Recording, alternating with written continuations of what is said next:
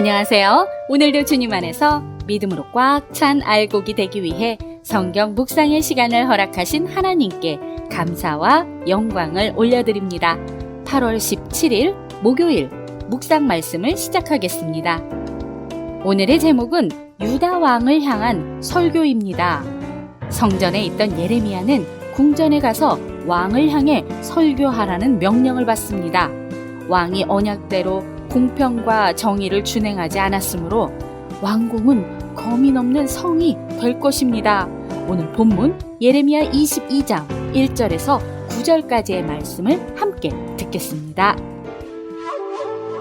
여호와께서 이와 같이 말씀하시되 너는 유다 왕의 집에 내려가서 거기에서 이 말을 선언하여 이르기를 다윗의 왕위에 앉은 유다 왕이여 너와 네 신하와 이 문들로 들어오는 네 백성은 여호와의 말씀을 들을지니라.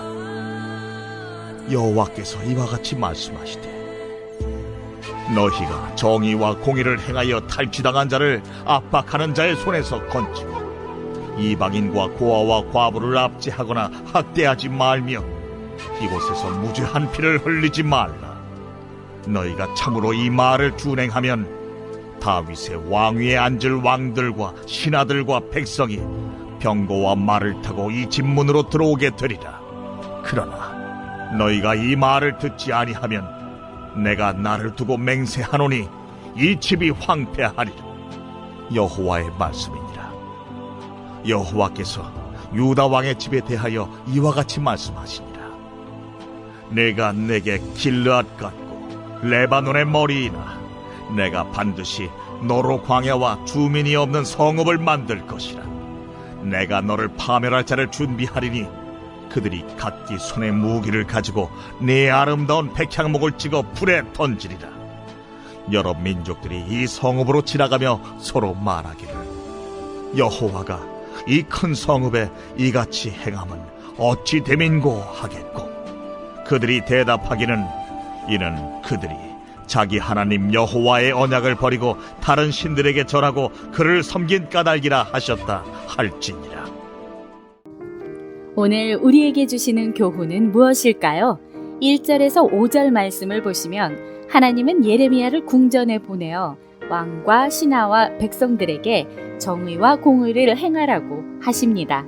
정의는 히브리어로 미슈파트라고 하며 재판에서 유래된 단어입니다.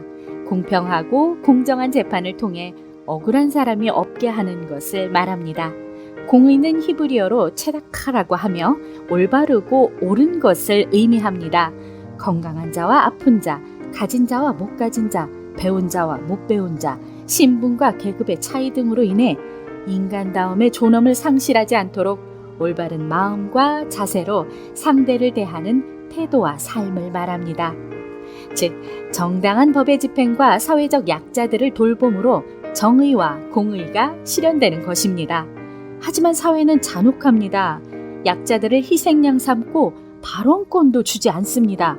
힘 있는 자들만 발언권을 갖고 있으니 약자들은 억울하게 무죄한 피를 흘릴 수밖에 없습니다. 우리가 믿는 하나님은 땅에서 들려오는 부르짖음을 당신의 나라가 임하소서라는 기도로 들으십니다. 약자들은 세상에서는 발언권이 없지만 하나님은 하늘에서 그들의 작은 신음에도 아파하며 힘없는 탄식에도 반응하십니다. 예루살렘 왕궁의 몰락 여부는 정의와 공의의 실천 여부에 달려 있습니다.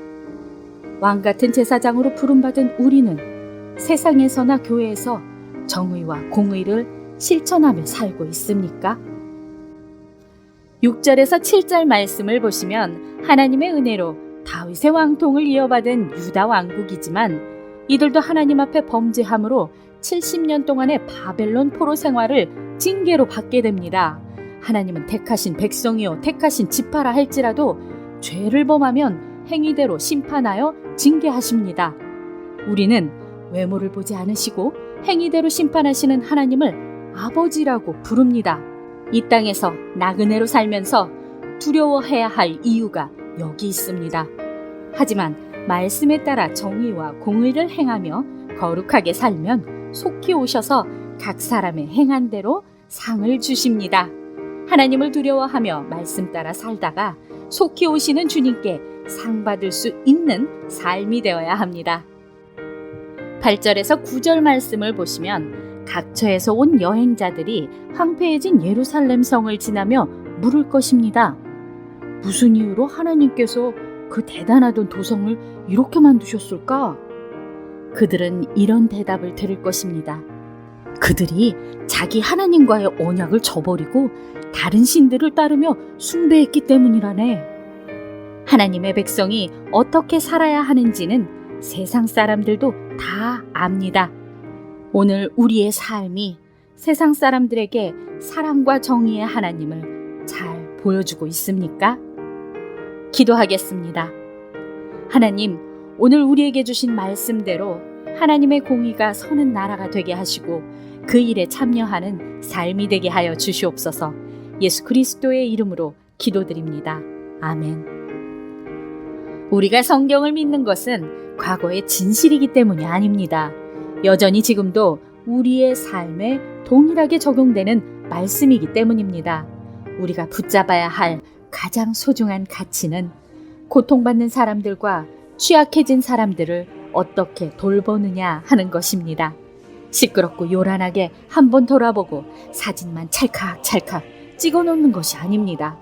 이는 험난한 우리의 인생길에 함께 걸어가야 하는 살아계신 하나님의 말씀이라는 사실을 기억하며 오늘도 광야 같은 세상에서 승리합시다.